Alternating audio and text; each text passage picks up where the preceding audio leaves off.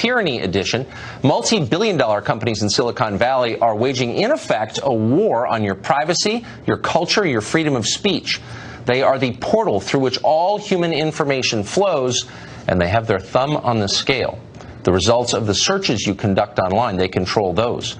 Your phone, they own it, in effect. They track you everywhere you go, even when the phone is off. They collect intimate information on you. They sell it to advertisers for a profit. They give you no details about this. These companies are politically radical.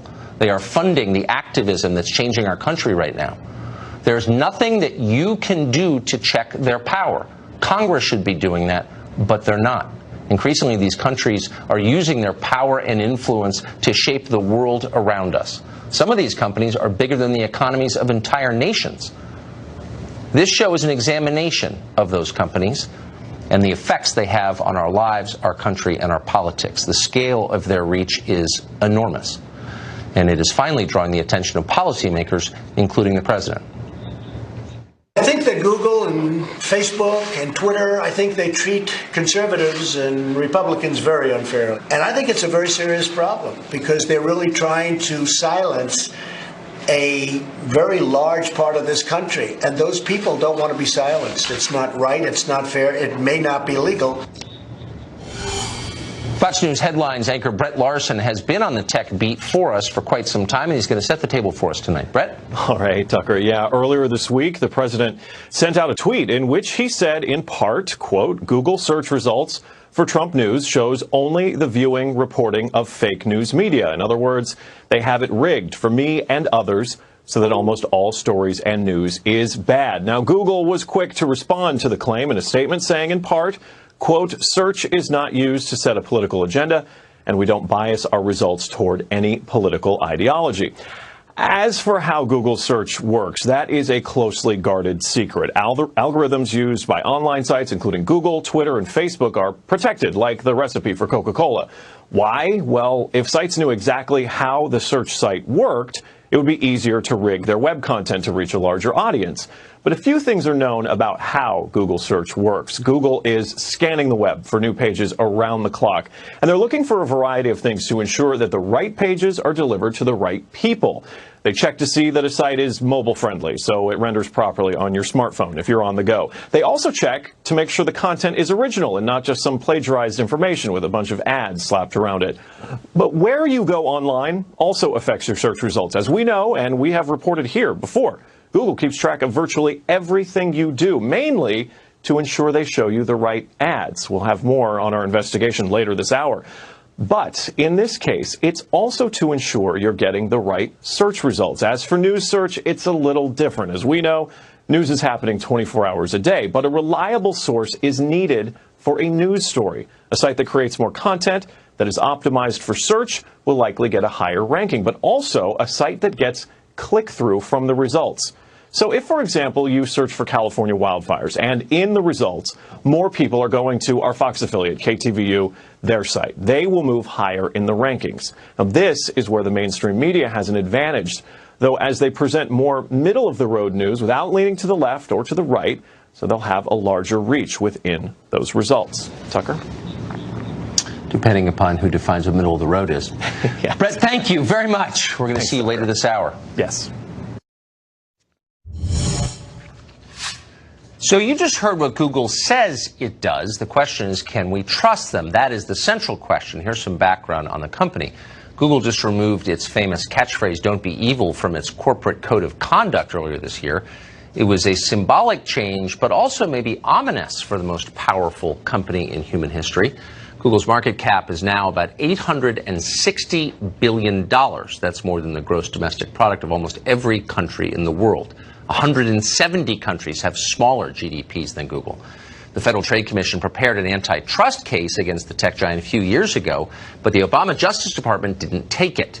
Google now controls roughly 90% of the search engine market, 65% of the internet browser market. It controls 85% of the mobile operating systems on the phones in our pockets right now.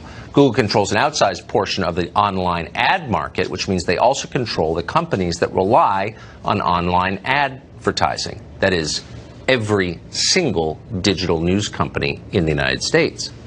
Google has an army of lobbyists in Washington. It bankrolls politicians in both parties. It contributes to virtually every major think tank in Washington, regardless of ideologies, including, hilariously, a think tank dedicated to fighting monopolies.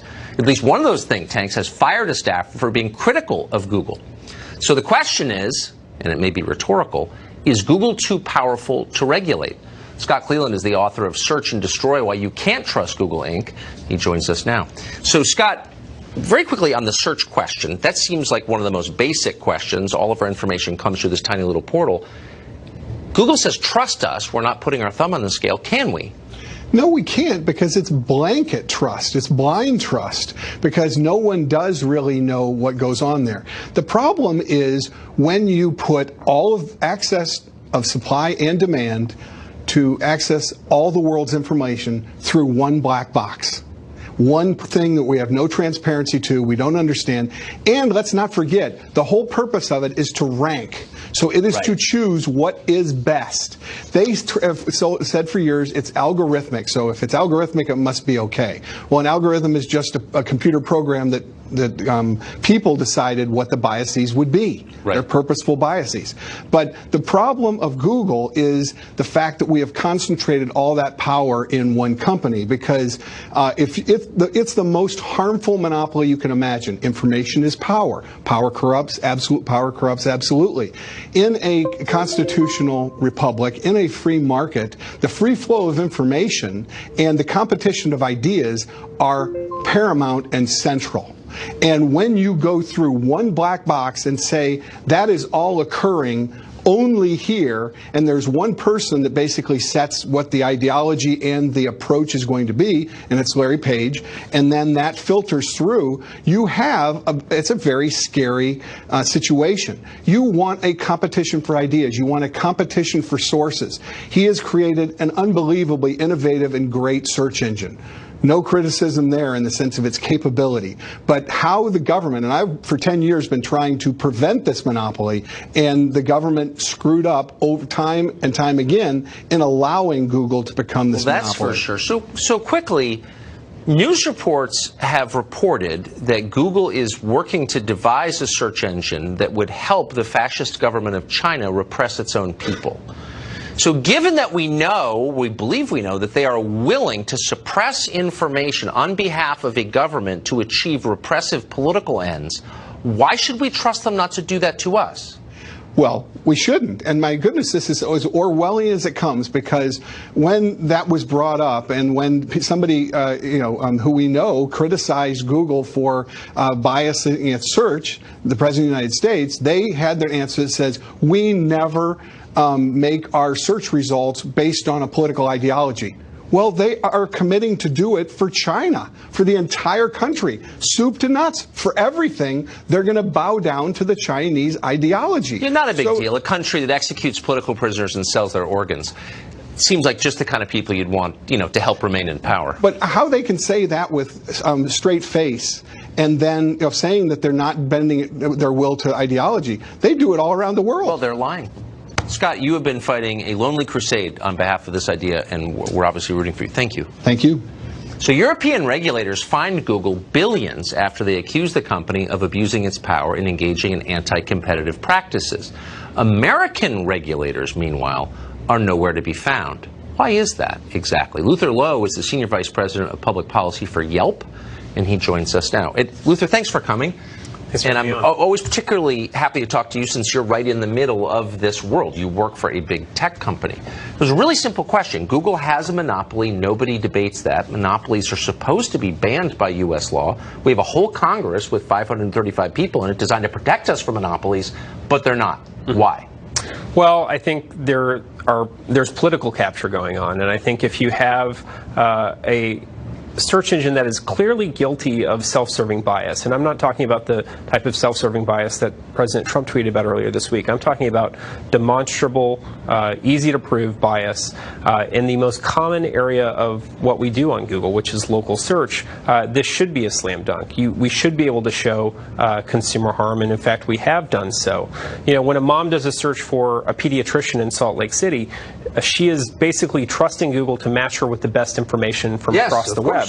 That has been the implicit promise to Google's users throughout its growth. But what's happened is that Google has swapped out that information and put their own inferior information there. And so this creates consumer harm, and it gets back to your question about monopoly. If you can show that consumer harm, then you can easily prosecute an antitrust case. And this is why I think we should focus on the business conduct of Google as it relates to search. Well, I agree completely, but the monopoly is prima facie, and so is the harm. You work in Washington on this issue. Doubtless you've spoken to members of Congress, and you've told them what they already know. This is company's too powerful, it has a monopoly, it's hurting consumers. How do they respond? I mean, I think we're starting to see the tide turn. And I was really heartened to see, for example, Senator Hatch's letter yesterday to the chairman of the Federal Trade Commission, where he basically said, listen, we closed the last investigation in 2013. One expects that when you close an antitrust investigation, the market is going to be less calcified, that there are going to be, the company in question is going to be less entrenched, there's going to be more startups and so forth. But we're seeing the opposite. And so maybe we should take another look at this. And so I think we're beginning to see the tide turn. Good for Senator Hatch, but I think there are 99 other guys in the same chamber. Where are they? What would be the justification quickly for not acting? I don't understand. Well, the FTC, we have a completely new slate of FTC commissioners. They're running public hearings now to collect information, and I'm cautiously optimistic that we're going to re-examine a lot of these questions, as we should. Google is not an American company. It's a multinational. This is a foreign threat to our country. That's my view. I think it's a national security threat. Thank you for the work you've done. Thank you, sir. Free online services aren't actually free. You may have known that. They come at a cost. You're paying that cost in privacy. We've got details ahead.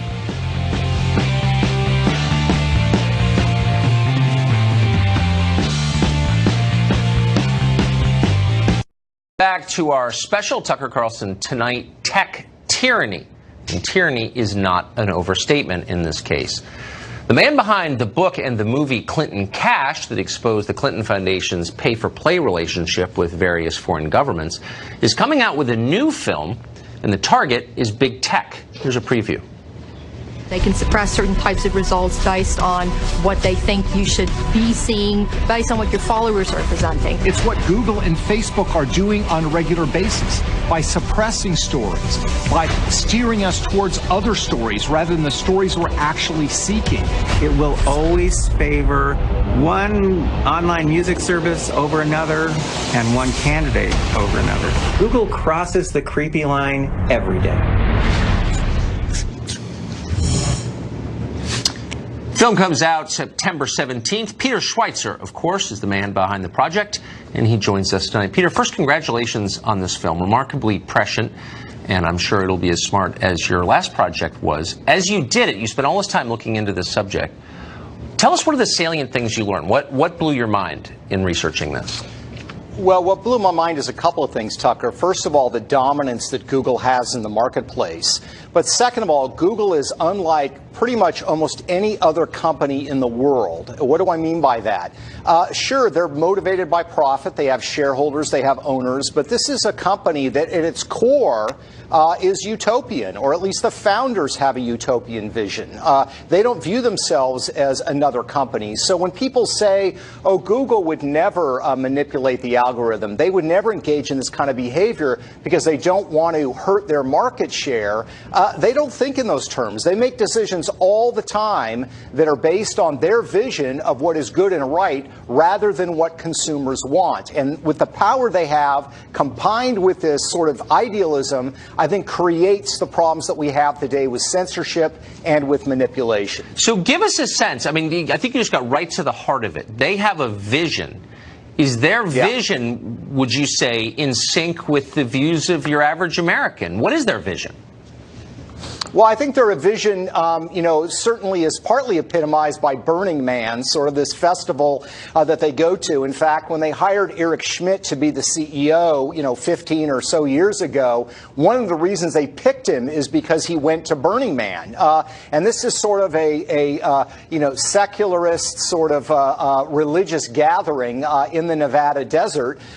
There's a lot of things about traditional values they don't like. There are a lot of views about about sort of conservative free market capitalism they don't like, and they have a vision that they want to be transformative. And that's fine, except they want to be transformative to, I think, an American public that isn't interested in being transformed by them. And the problem is, Tucker, that we don't know what they're doing. We don't know what we don't know. We know the end results. We know that there's provable evidence of manipulation, but we don't know how it's being done. That's what makes it, I think, so troubling and difficult to get underneath. They're not an American company, obviously. They're a multinational company, despite the fact that Al Gore owns a lot of the stock. Do they see themselves as a company that has an obligation to America, American society, American culture, our economy, or no? No, they don't. They don't. I think they view themselves as a transformative country. And look, when they read that statement to say that we don't manipulate the algorithm, for political benefit, I mean, that rings hollow. Go back 5 to 10 years ago, they were charged with manipulating the algorithm for commercial purposes. Luther Lowe was talking about that on the show. Exactly. What was Google's position? It was the same absolute denial. The problem is the European Union, the Federal Trade Commission, scholars at Harvard and elsewhere have looked at this and says that Google is lying. So why should we believe them now? The evidence is overwhelming. They're engaging in political manipulation as well. Of course they are, and our Congress does nothing. Peter Schweitzer, again, the movie comes out September 17th, and you just know it's going to be worth watching. Thank you for that. Thanks, Tucker. Well, what would happen if the social media companies started to pick winners and losers in elections? It's not a small question. It could invalidate our democracy instantly. We'll investigate that coming up on this special edition of Tucker Carlson Tonight.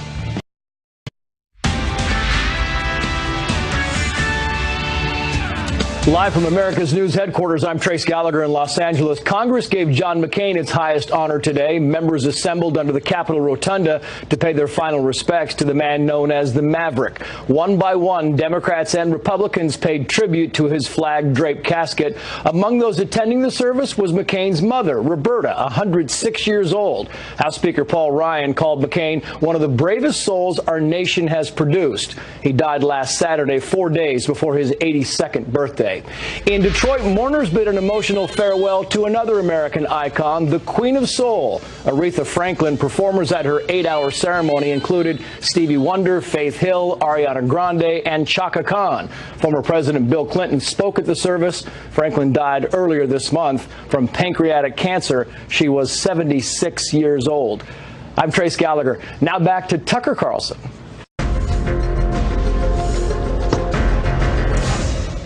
So here's the central question for all of us who live in this country. How much power do the tech companies have over our democratic elections? American Institute for Behavioral Research and Technology senior research psychologist Robert Epstein weighed in on that question on this show. Watch. We should be extremely concerned because I can tell you the bottom line here is content no longer matters. All that matters is the filtering and ordering of content, and that is completely in the hands of Google and Facebook. I think the problems can be solved at some point, but at the moment, I think democracy is in trouble. Well, that probably woke you up. Dan Bongino was a contributor to NRA TV and a frequent guest on this show. He joins us tonight. So, Dan, why is this not a much graver threat than Russia? Why is this not a foreign threat from a foreign country to the heart of our democracy? Well, it is, Tucker. I think that's obvious to rational people, but that assumes we're dealing with rational people. We're not. We're dealing with politicians in a media swamp that's interested simply in combating Donald Trump, and they believe, I believe wrongly, that the Russian narrative works for them. But this targeting of conservative content is very real. Anyone on these social media platforms has experienced it. I've experienced it myself. I actually have the trifecta for you. I was banned from running ads on Twitter for what they cited as inappropriate content, which is odd because all I post is conservative content. That's all I do. They never explain what the inappropriate content was. On YouTube, our videos for our podcast get flagged all the time. They have a little yellow button, and when it turns yellow, you can't earn any money on it. Now, that doesn't happen as often to liberal friends of mine who do the same thing. And on Instagram, we have a tough time getting a blue check mark despite 60,000 followers. So this is very real. And when it happens to candidates running for office, which we've seen, it's even worse. But it doesn't even need to happen to candidates to threaten the rest of us, because it shuts down part of the conversation, and that inevitably has got to have an effect on how people vote. If you don't hear ideas, obviously you can't internalize them. So why isn't that right there a threat to our elections? No, it is, and what they want is they want to have it both ways. What they want, Tucker, these social media platforms. Let's be clear on this. They want the protections of being an open platform. In other words, in plain English, hey, we're not responsible for what people post. Don't sue us. Exactly. But then on the other hand, they treat themselves like publishers. They have these, they call them, the new catchphrase is the algorithm, Tucker. That's really a selective process of weeding out conservative content and giving favor to liberal content in the new public space. You can't have it both ways, guys. Exactly. An algorithm is editing. That's what we used to call it in journalism. Dan Bongino, thank you for that. So crisp, as always. The tech giants are obviously politically biased against conservatives. No one really disputes that. But Exhibit A is special hostility to people with pro-life views. They're hated above all. Lila Rose would know. She's founder and president of Live Action. That's a pro-life group, and she joins us tonight. Lila Rose, thank you for coming on. Tell us your experience with social media. Sure. So Live Action is has the largest following online for the pro-life movement. Over 3 million people. Our videos have hundreds of millions of views online. And for the last 3 years, we have been totally banned from doing any advertising on Twitter. Meanwhile, Planned Parenthood and other pro-abortion groups are advertising, and they're even advertising petitions to further suppress and censor Live Action and other pro-life groups. So this is what we've been facing now for 3 years. Well, kind of stand 3 steps back and make an obvious point. If the advocates for abortion really believed it was such a good thing, they wouldn't be so hysterically intent on shutting you down or letting another voice in. They know they're wrong, and that's why they suppress speech. But let me just ask the sort of practical question. How can that be? Do you have any recourse? I mean, these are, in effect, public utilities. Is there anything you can do about it? Well, we've looked at it. I mean, we're ultimately going on other platforms and making sure that we can reach people directly through our own website and finding other ways to reach people, because ultimately Twitter has sided with the abortion industry. I mean, that's what's clear. Despite their claims, despite Jack Dorsey, their CEO, going on the news in the last several weeks and saying, look, we do not discriminate based on viewpoint. That's what we do not do at Twitter. He's flat out lying. He's lying to people. And we are, as you say, Exhibit A. Look, the other part of this, like you just said, Tucker, is the fact that when people learn the truth, especially about this human rights issue of abortion, when they learn about what abortion is, what it does to the child in the womb, we have an abortion procedures series of videos that have been viewed over 100 million times. We survey people and they change their minds on abortion. People are having aha moments saying, wait a minute, this is violence against a child. This is harmful to women. We don't want this anymore. That's what Twitter, I believe, is afraid of, because they know that when the truth gets out there about the humanity of the child in the womb, about what abortion is, the abortionists lose every time. Right. And that's why Twitter is so interested in defending abortion interests, because that's their ideology, despite the lies of their own CEO about them not having a viewpoint. Yeah, the last thing they want is a conversation about it. They want to squelch anything they don't agree with. Lila Rose, thank you. Good to see you. Thanks, Tucker. If you have an Android phone, and you should check, then Google is collecting information on you right now, whether you know it or not, and you probably don't. If you've got a Google app on your iPhone, you could also be exposed to surveillance from Google. Our exclusive investigation into this, the new surveillance state, is next.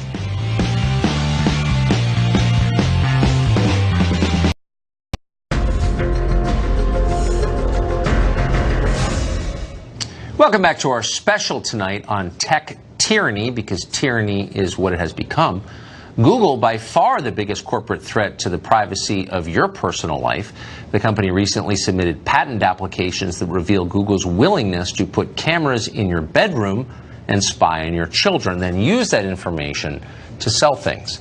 Currently, Google does not have a camera in every home, but it does have a phone in millions of pockets. So the question is, how much information does Google get from those phones, information about you? Fox News Headlines 24/7 anchor Brett Larson went out to investigate this exclusively for our show. Watch.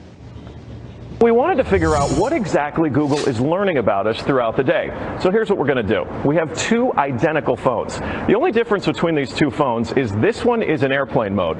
Both of the phones lack a SIM card, and they haven't been set up to access any Wi-Fi networks. So for all intents and purposes, these phones have no connection to a data network. We're going to keep them with us throughout the day. And while I travel around DC, we're going to figure out just what Google is finding out about me. Our first stop, Sim's convenience store, just outside our Fox bureau, for a quick coffee. From there, we took a walk to the Capitol and took a quick walk around the Senate office buildings, and then decided to hop in a car and head around town. Hello. Hey. We're going to the Children's Hospital, please. To run our tests, we had to do more than walk the block, so we took a tour around our nation's capital. First, due north to the Children's National Medical Center Hospital, then west to St. Albans School and the National Cathedral. Our tour around town was a 14-mile journey that lasted more than an hour. The entire time, the phones had no access to the internet. Oh my goodness. Not a Wi-Fi connection and not any cellular data service. It almost seemed quaint to assume that Google wouldn't even be able to collect data on me. Let's head back to the bureau, my friend. That church is beautiful. Google's business model is simple. Collect data on its users and then use that data to sell targeted ads. It's a business model called surveillance capitalism. But does that critical data collection work even when your phones aren't connected? So we're back here at our Fox bureau in DC, and we've got both of our phones exactly how we left with them. The only difference, really, I snapped a couple of bad selfies at the National Cathedral. But otherwise, they have stayed in my pocket for the entire day. So let's find out what they know. This is our man-in-the-middle device. It's basically a Wi-Fi network that these phones are going to connect to once we turn their Wi-Fi on. It's going to pass data through it on the way to Google. But on the way, we're actually going to get a copy of the same data that Google's going to get. We'll be able to decrypt it and then find out where we've been throughout the day. Within minutes, the numbers rolled in. The phone that wasn't on airplane mode registered more than 100 locations, 130 activities, and even 152 barometric readings. As soon as it hooked up to our Wi-Fi, it transmitted 300 kilobytes of data straight to Google. The phone even logged our exact locations, tracking us all around town, the Capitol, the hospital, the school, and the cathedral. Now, you may notice what's missing here is the exact route that we took, but it got that data too. It knows when I got out of the car. The metadata has a time log down to the very second, tracking everything when they think that you're walking, riding, and yes, even get a big deal. I'll just put my phone in airplane mode. Yeah, we thought of that too. This is the other phone that we had with walking, riding, and yes, even get a big deal. I'll just put my phone in airplane mode. Yeah, we thought of that too. This is the other phone that we had with us that no SIM card also remained in airplane mode the entire time. Let's see what kind of data it captured. The phone with airplane mode activated actually logged more locations and activities than the other phone, and it also transferred hundreds of kilobytes of data to Google as soon as it was activated. The only thing that's missing from this map is our stop at the Children's Hospital, but it still knows we were there. There it is. Exiting vehicle, 100% accuracy. Through complicated user agreements and free software, Google gets users to sign away their privacy for nothing. They're even following you in the places that most people would expect total privacy. Government buildings, a children's hospital, a private school, a church. Every move you make, every step you take, Google is watching you. It is a scary conclusion to come to if you are using an Android device. Tucker, we should point out, as we mentioned in the piece there, that when you are using Gmail, if you're using Google Drive, any of their services, you're actually not using using a product. You are the actual product. You are what Google is selling to advertisers, and that data that they collect about you is then turned around and sold to advertisers to give you that very specific level of advertising. I don't think people fully appreciate that. So, I mean, this is a remarkable report because it reveals that you don't have control of the surveillance. They, in effect, lie to you and say that you do, but you don't. But what about iPhone users? Now, this is an interesting twist here. With iPhone users, Apple is capturing a lot of information about you, but they're not using it to sell you advertising. They're using it to better the services that they offer. But if you are using Google applications on your iPhone, it, in many instances, is actually capturing all of that same data.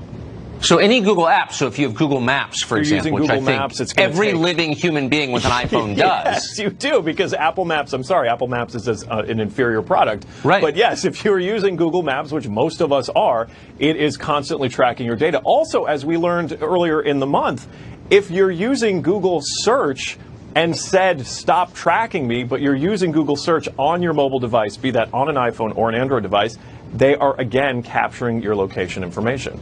It's unbelievable. It wouldn't be such a big deal if you could trust the company, if they weren't working on behalf of the fascist government of China. It might make us feel better. Brett, thank you for that reporting. Thanks, Tucker, thanks for having me. I thought it was groundbreaking. Well, when it's not spying on you, Google is cracking down on ideological dissent within its own ranks. Just ask the former Google engineer James Damore, who was fired in the name of inclusion and diversity for writing a memo that called for inclusion and diversity. That's next.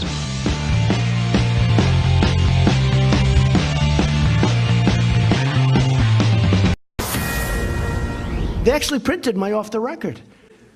They said, President Trump said off the record, and then they go on to this. I said, this is the first, this is the first. These are very dishonorable people.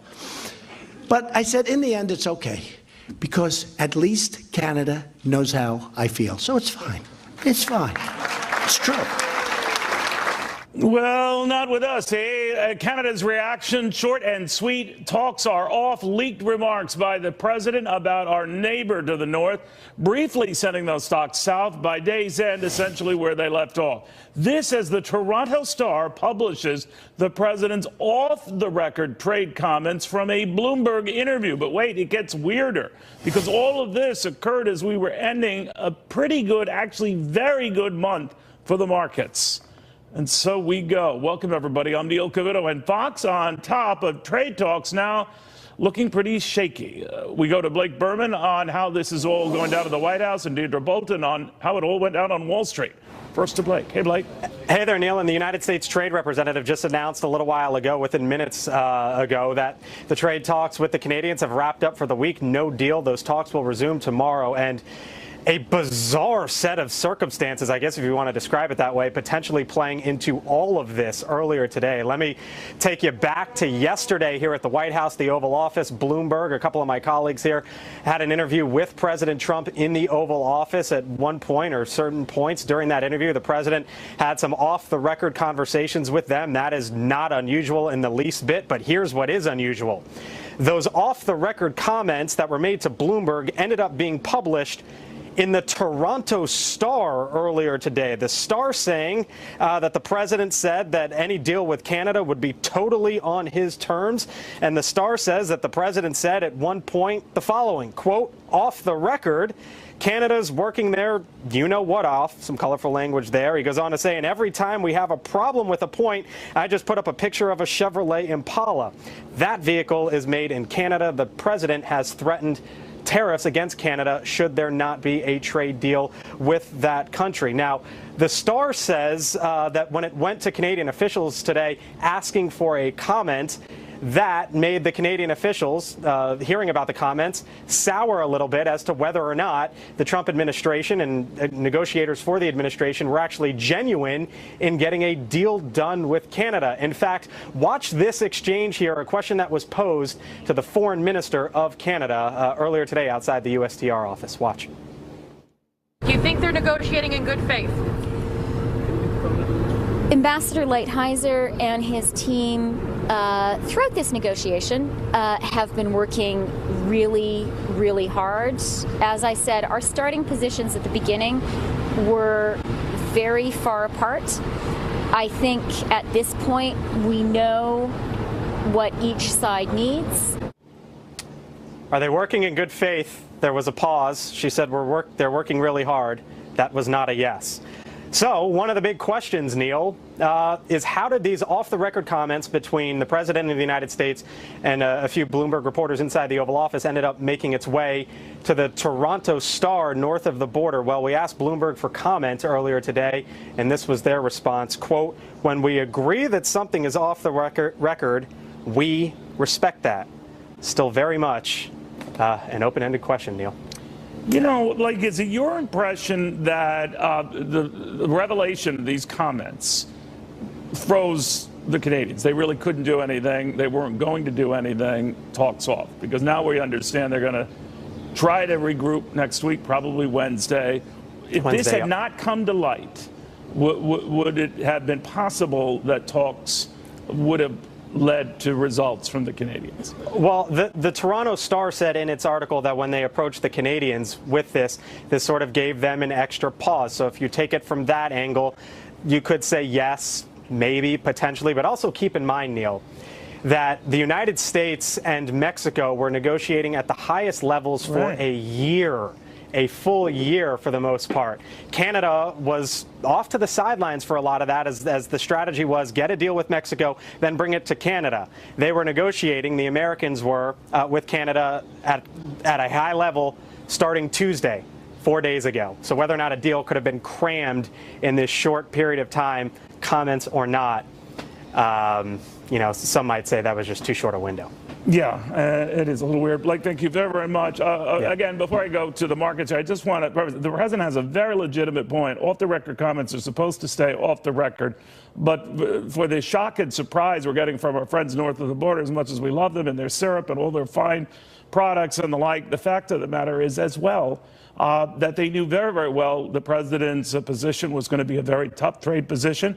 We knew as well, he stated on the record at a cabinet room meeting early in the week that was open to the press, he said it himself, that the Canadian prime minister called him to resume talks. President Trump didn't call the Canadian prime minister. And his tough stance on that was an either-or deal. You might recall, we'd like to see them go along with this deal. The other alternative is we slap tariffs on their cars. So it's not as if this should have created the response that it got. Just want to be very, very fair and balanced in the presentation of this because it's been all over the map. All right, in the meantime, despite today's pullback in stocks, the fact of the matter was this was in August, darn near for the record books, across all averages, green arrows for all averages. And this is supposed to be a problematic month. Dieter Bolton, anything but? That is right, Neil. A standout month, but just looking at today, we just showed you the Dow. Investors certainly concerned about trade, whether that's between the U.S. and Canada or the U.S. and China. And this has been weighing on sentiment this week. So you saw the Dow, it closed down, trade-sensitive stocks lower. So Boeing, Caterpillar, 3M, three stocks on the Dow that were down. But stepping back to your point, Neil, looking at the bigger picture at stocks for August, very positive. The Dow and the S&P 500 logged their best August since 2014. So in 4 years, the NASDAQ much better, clinching its best August since the year 2000. So 18 years. If you look at what the indices performed for the month, 2.2%, 3%, 5.7% respectively. Facebook, Apple, Netflix all have had a standout August. And the U.S. economy from a macro perspective looks strong. So this week we got a few key components. A read on consumer confidence. It was at a multi-year high. Commerce Department also releasing the revised second quarter GDP number. Value of all goods and services producing up to 4.2% annual rate. So higher than the original 4.1% number. And of course, anything over 4, most economists say is fantastic. Solid consumer spending, increased exports, increased business investment, all parts of that figure, nearly the strongest in 4 years, I should point out. So, Neil, a lot of superlatives. The next big picture, piece of the puzzle to fit in is whether or not the U.S. goes forward with more tariffs against China, is what I'm being told. Back to you. We shall see, because September, that's not an easy month either. No. Dieter Bolton, thank you very, very much. Sure. On this trade stuff and these alarming developments today, back and forth, reaction from Kevin Kelly, Benchmark Investment CEO. We have Madison Jodota, of course, the political strategist, Robin Byra, the Democratic strategist. Robin, it comes at a time when the markets were thinking trade deals were sort of going to be like a domino get done deal. Canada would sign on, just like South Korea signed on, just like it looked like the Europeans were signing on, at least the right kind of language and promises. And China was going to be the final tougher nut to crack. Is it your sense that could be in disarray? Yes, I do think that it could be in disarray, and I take your point about the off the record comments. You know, that was disappointing that those got aired, but it really came as no surprise. We're just going to have to see how this plays out, but it does. You know, I'm anxious to see how this all rolls out, but it's definitely going to be a problem for us. Kevin, how do the markets play this out? I found it interesting that when it looked like the Canadians said, all right, that's it, we're not going to get this done in time, no deal. The markets, which were already down, paired their losses. And we were still down 22 points on the day, but it's as if it was well telegraphed. What do you think? Well, one of the issues that Blake even brought up is that this deal was supposed to get done in such a short amount of time, and especially because it was a self-imposed deadline. One of the biggest things the markets are focused on are the looming $200 billion duties that are going to be put on anything from semiconductors to selfie sticks with China. But one of the things that alarmed me the most this week was when President Trump shot down zero tariffs when the EU gave that to him on autos, which is fascinating to me because he was at the G7 in Canada and says, all right, let's get rid of all trade barriers, let's get rid of all tariffs, and then the EU gave that to him, and then he's like, nope, and he folded his arms and he said, not good enough, we need to change their consumer habits, which, now that's going to lead the Canadians to think, why are we going to want to get a deal done? Because we'll give him what he wants, and then he'll change the terms again. Is that a legitimate criticism? I wondered that as well, Madison, about the mixed messages the president is saying on this Canadian stuff and the off-the-record comments coming to light. You could argue, Madison, all right, it's not exactly a Fox News alert here. His hard negotiating position was well known, and so it was just reflected bluntly off the record. Now we know how he really feels. Do you think that gives other countries pause? I'm not happy that these off-the-record comments were leaked, but at the same time, I think his position was pretty clear, regardless of whether we heard about these comments or not. The president's playing hardball with Canada simply because he can. I don't think Trudeau can afford right now to take another loss. As you know, he's taken two just in the past day in his own country when it comes to Alberta pulling out of his climate change pact that he did with his own country, and then his court coming against him and blocking down what he agreed to in 2016. So I really think that Canada is going to come to the table, and they're going to have to compromise a lot more with the fear, of course, of those automobile tariffs that President Trump talked about. All right, guys, thank you all very, very much. I apologize for all the breaking news. We are following multiple remembrances, of course, for Senator John McCain in Washington, of course, in Detroit for Aretha Franklin. Both have been very heartwarming affairs. I think it's fair to say